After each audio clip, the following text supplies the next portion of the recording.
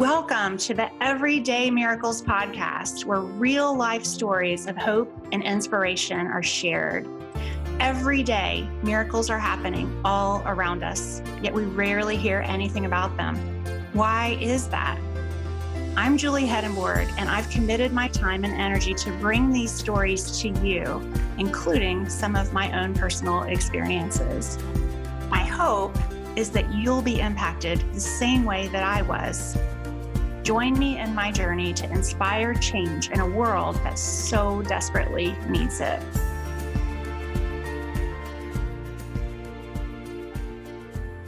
Welcome back. This is Julie Hedenborg, your host at Everyday Miracles podcast.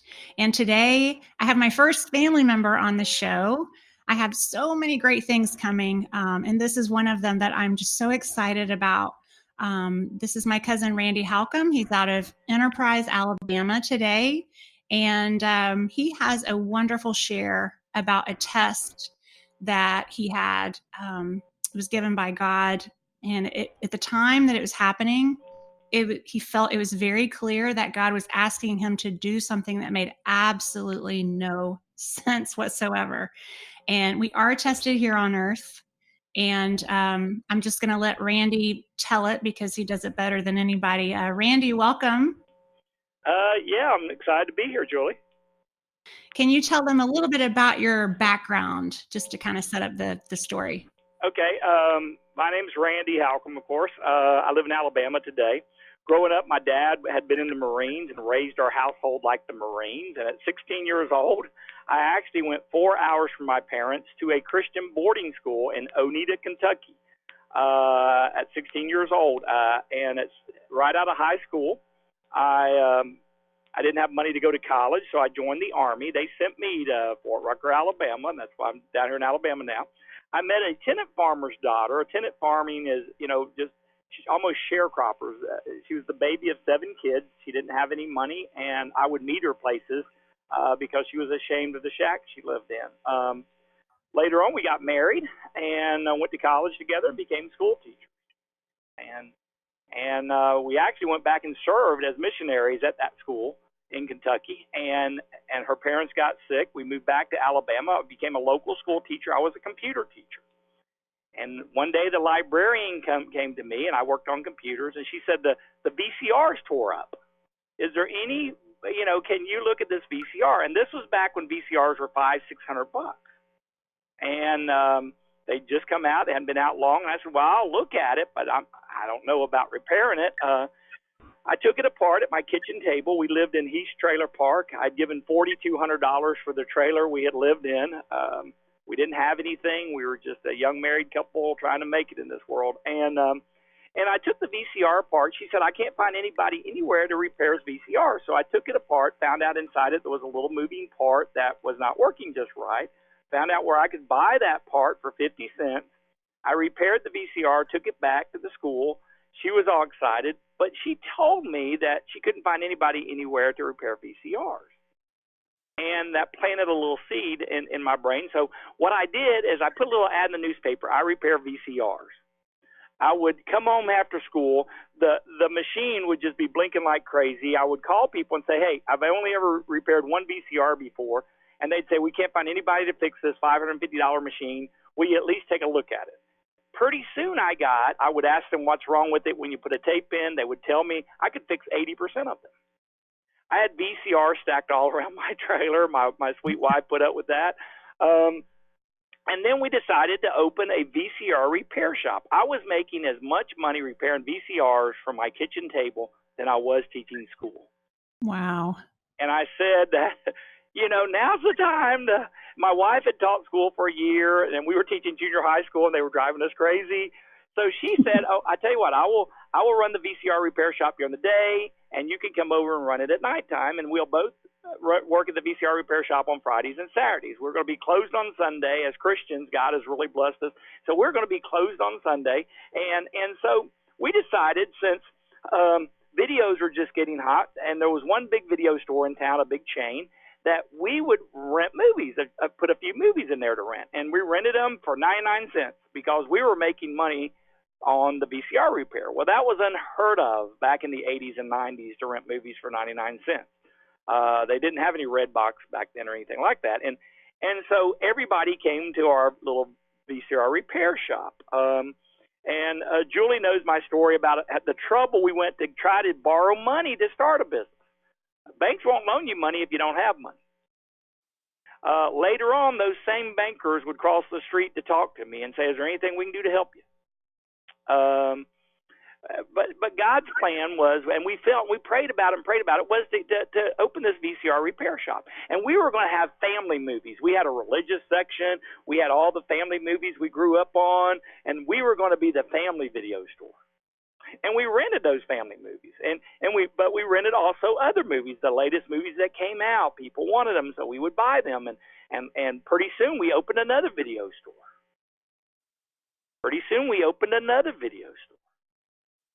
And now I have 3 video stores, and I get ready. There's another town close to us, and they need a big video store, but they don't have a good location. So I had this idea. I'm going to buy some land and build a little shopping center in that town, and I did, and I put in another video store.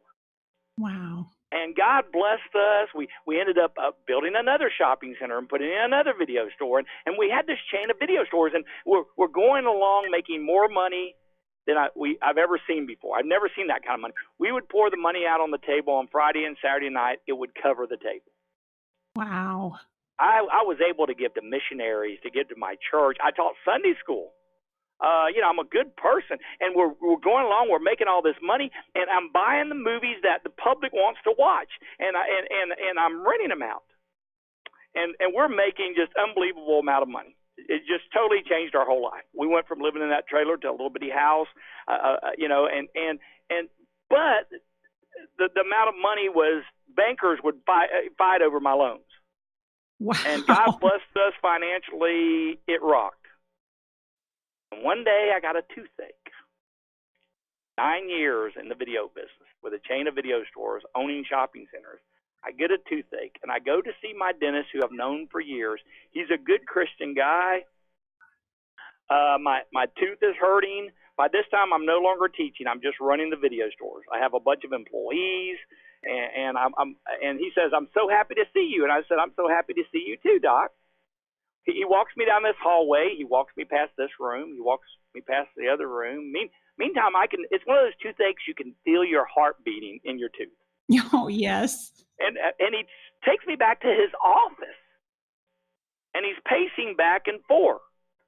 I got something to tell you. I'm like, well, Doc, tell me. I'm just wanting my tooth worked on. And he said, God told me to tell you this. And I'm like, okay. I think he'd have told me, but what did he tell you to tell me? Go ahead and tell me, because I just want my tooth worked on. You see, my tooth hurt me. He says, many of the movies you rent in your video stores don't come from God. Whew. He brushed his brow. I told you. What you choose to do with that's up to you. He takes me in, and he's working on my tooth, and I don't know, why he's working on my tooth. It could have been the gas they give you at the dentist office. But I'm sitting there, Lord, I'm a good person. My stores are closed on Sunday. Look at all the good we've been able to do with the money you blessed us with. And that's just his opinion. The next day, I go to the video store to work. You see, what that dentist did was he planted a seed. We have opportunities to plant seeds every day in people's lives. Do we take those opportunities? Next day, I go to my video store. A little boy walks in with his mom. This is during school. This kid's about 4 years old. And he says, "Mommy, let's get Freddy Krueger, Mommy. Let's get Freddy Krueger." Well, Freddy Krueger is Nightmare on Elm Street. A terrible, terrible movie. And the mom looks at him and says, you've already seen that 4 times. Gosh, man. And it kind of reinforced what the dentist had told me the day before. And, hey, listen, just like I justified, I'm a good person. I teach Sunday school. My stores are closed on Sunday. I'm giving money to the Lord. I'm such a good person, God. Well, the same thing happened. I can't control what this lady lets her kids watch. And Lord, I don't watch those movies myself, and I'm a good person. About a week later, I get a letter in the mail. Meantime, I'm having trouble sleeping at night because it's on my brain. I'm thinking about this. Are these movies that I'm renting out, I'm just giving the public what they want, would the Lord want us to be watching all those movies? And everything we see, everything we hear is stored up there, and Satan uses it against us when we least expect it. So I'm wrestling with God at nighttime over this. The dentist had first planted the seed, knowing he might have lost my friendship. But God told him to tell me that. The little boy walks in.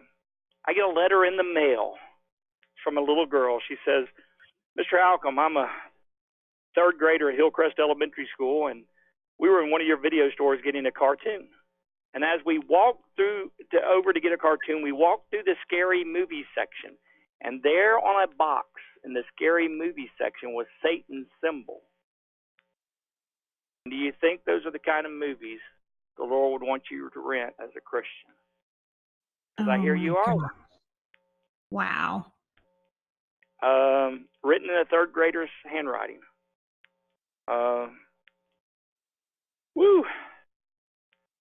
Kept reinforcing how God speaks to us. People say, well, I don't hear God speak. Well, number one, spend time in the Word, spend time praying, and He'll send people into your life like He did to me.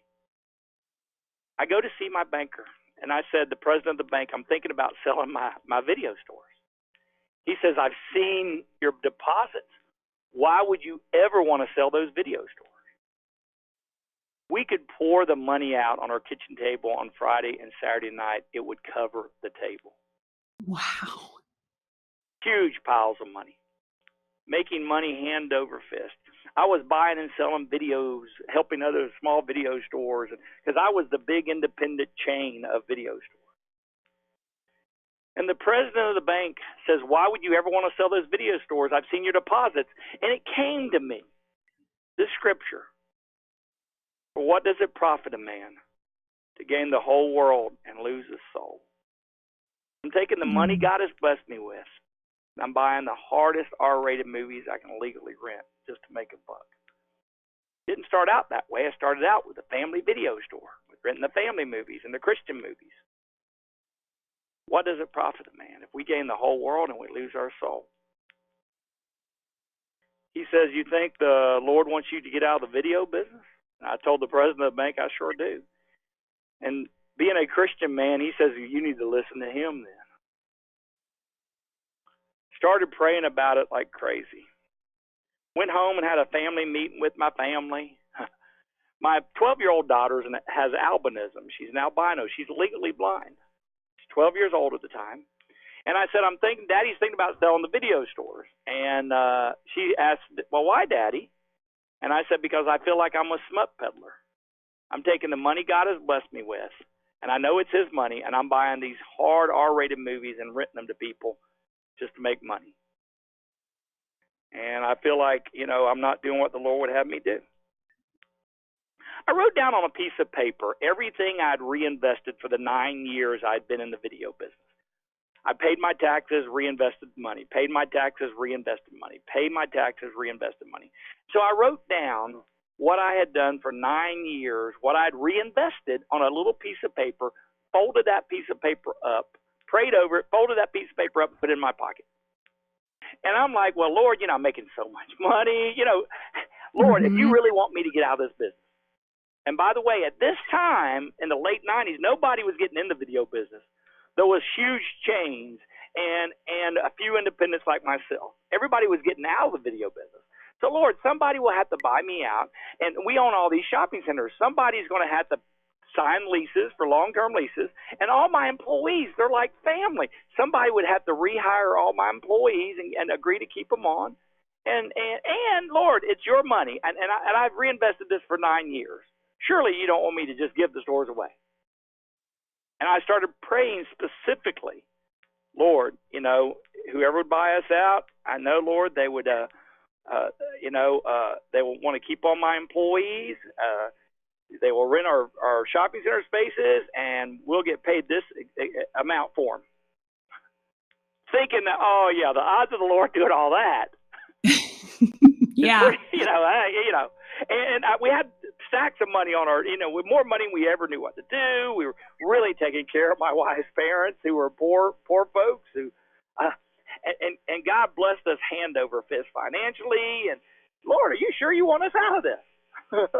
I actually had well-meaning, good Christian people say, hey, God bless you. You know how to make money. You need to go out and make money for the Lord. And so I'm struggling with this. I'm wrestling with this. But I really feel, because from the time the dentist planted the seed, to the little boy said he wanted to get Freddy Krueger, to the little girl from the letter that wrote me that letter saying that I was a Christian, how could I rent those movies? I really felt that God's sending me a message. I need to be listening. And we always say, I want to do what the Lord would have me do. Well, do we really? I'm being tested at this time in my life, and I knew I was being tested. Started praying about it. A guy who's one of the two owners of a huge chain at the time, they own 98 stores, walks in off the street one day, says, are you Randy Halcomb? I said, yes. He said, do you own this chain of video stores called Video Etc.? I said, yes. He said, my name is, and he told me what his name was. I'm with this huge company. We're getting ready to go public and sell stock in our video company. We would like to buy you out. Are you interested in talking to us? I didn't tell anybody I wanted to sell my video stores outside the banker. The banker, he told me he never told a soul. Wow. How did this guy even know I would be even interested in selling in the heyday of the video business? And I said, well, I'll talk to you. And we started negotiating. Okay, we can give you this much. We can give you that much. By the way, you know so much about this business. We'd like for you to come work for us. And we started negotiating on, okay. And I asked my wife during this process, well, what are we going to do to pay our bills? And we still got to work. We owe on all these shopping centers, and we got all this big debt. And finally, it hit me. My wife would say, well, what are we going to do? And I said, well, I don't know. But I know somebody that does. Mm-hmm. It's going to be all right.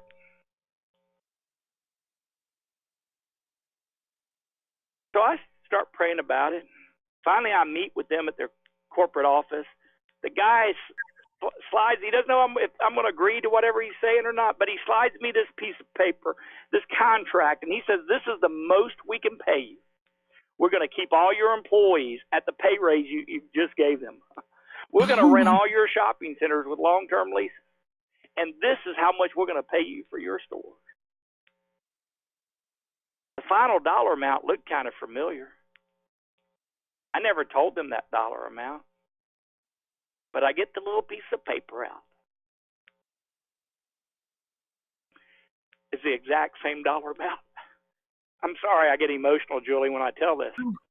Because the odds of it being the exact same dollar amount I'd reinvested for 9 years and never told them that number had to be from God. Oh, absolutely. I said, okay, Lord, I know what you want me to do. And we sold our video stores and all that income that we had coming in to this big chain of video stores in the heyday of video. When everybody thought you were crazy to do it. Everybody thought I was crazy, Julie. I had people calling me Jesus freak because they were no longer renting movies for 99 cents. People did not like me in my local towns because the big chain came in, and when they took my names, and my agreement was as long as my store's names are on the building, you got to still rent them. They changed those stores' names out the next day and upped the price that they were charging people. This is the heyday of video. 1 year later, everything went to DVD. And I own 38,000 VHS tapes that would have been worth nothing. Oh, my gosh. Was God not taking care of me? But see, it was only a test. See, if I would have not listened to him and said, Lord, I'm making so much money, I'm keeping the money, it's all about the money, then I would have lost everything. You see, The Lord helped me go in that business, and I felt sure it was him. I prayed over it. Too many things happened. But then when it was time for me to get out, he told me, it's time for you to get out by sending those people in my life. As a Christian business person, we cannot do things to make money that God would not approve of. Even if the whole world says it's acceptable, if God does not approve of it, it's not acceptable. Mm-hmm. And so many business people in our world today get caught up in the dark side, if we want to use Star Wars. They get caught up in Satan's lie that, it's all about the money and it's all about stuff. When the Bible says all that I have comes from thee. Every single cent we own comes from thee. So I go home to my family and I said, hey, we've sold the video stores. And they've offered me a job at $135,000 a year to work for them. My daughter, who's legally blind, said, Daddy, you would just be a smut peddler for them. She remembered what I told her while I was getting out of it. And she was right.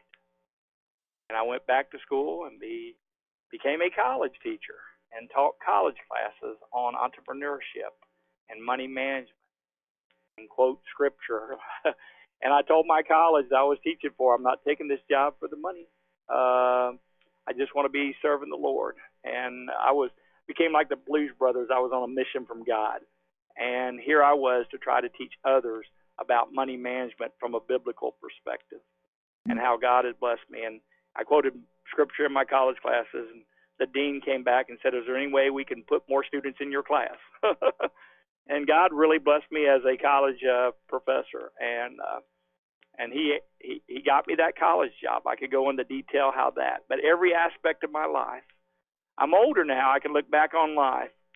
If I would have just trusted him more during the bad times and the good times, if I would have just trusted him more, he was leading me every step of the way.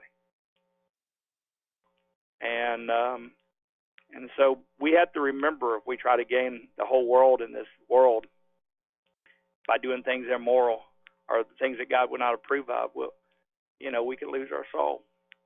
And what would the Lord have us do?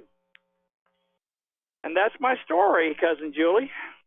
Randy, I think your story is absolutely a beautiful illustration of so many things. Number one, the fact that we are tested, obviously, is a big message. That's part of what the Bible tells us. We will be tested on this earth.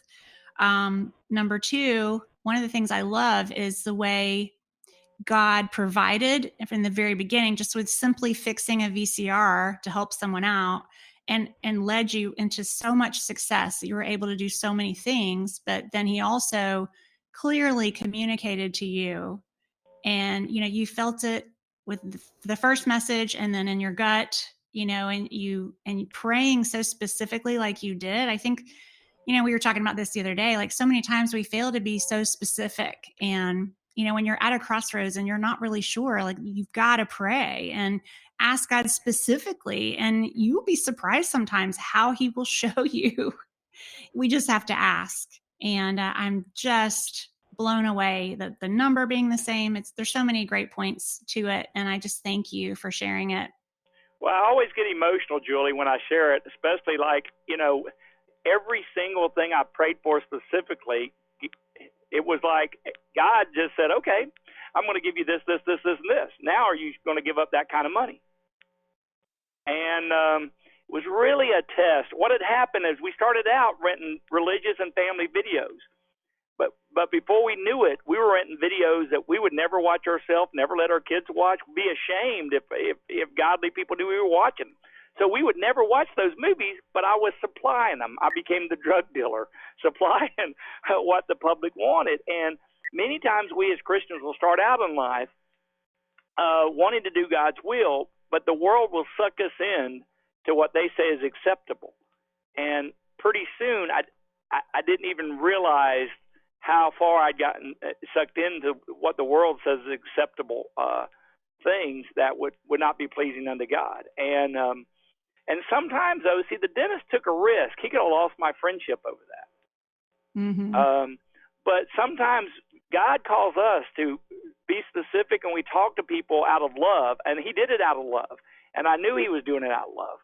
to maybe to help others. And but it was all the Lord. Every bit of that was the Lord. The Lord got me in it. The Lord prospered us financially, but the Lord said, "Hey, it's time for you to get out of this." And God is an awesome God we serve, and His timing is perfect timing. See, at the time, my banker like, "Why would you want to give up this kind of money?" But if I hadn't sold it then, I would have lost everything. Yeah. And we can't see the future, but God can see the future in each of our lives. And His timing is perfect. It may not be our timing. And sometimes we're like, "Lord, now would be a good time," but okay, He doesn't give us what we want right then. But His timing's a perfect timing. And it was all God's timing. And when I look back on it, we are blessed people. My wife and I are so blessed because, we had everything that we'd worked for all those years tied up. And to go from rags to not having any money, open the refrigerator and ketchup and mustard, to making that kind of money. And your listeners, there's going to be a time in their life they're going to make more money than any other time in their life. What they choose to do with that money at that time is huge. Many people waste God's money and then wonder later on why they don't have money. And so your listeners, when they start making more money than they've ever made before, they need to choose wisely what is it the Lord would have them do with that money. And it will change the rest of their lives here on this earth by managing what God has given us wisely. And all through the Bible, it talks about money management and managing what He's given us. But thank you, Julie, so very, very much for me being willing to share this story. And I know there's other business people listening, and there's people out there that have tough decisions to make. Pray specifically. Know that the Lord's on our side, and we can't do things that are immoral just to make money. Even if the whole world says it's moral, if God's word says it's not, it's not. And be attentive, pray, spend time in the Word, be tentative, listen for His word. And His word may come in other people like it did for us. Excellent, Randy. Thank you so much for today. It was fabulous. And just a little note to our viewers or our listeners, we are on a couple different platforms right now with these beautiful shares, personal stories, and you can reach out to us on Facebook or me on Instagram. Also on YouTube, we're getting started there and getting a really great response. We just thank you for listening today. And if you have a miracle that you would like to share, please reach out to me, Julie, at everydaymiraclespodcast.com is the form to submit, or you can email me, everydaymiraclespodcast@gmail.com. So God bless you. Thanks.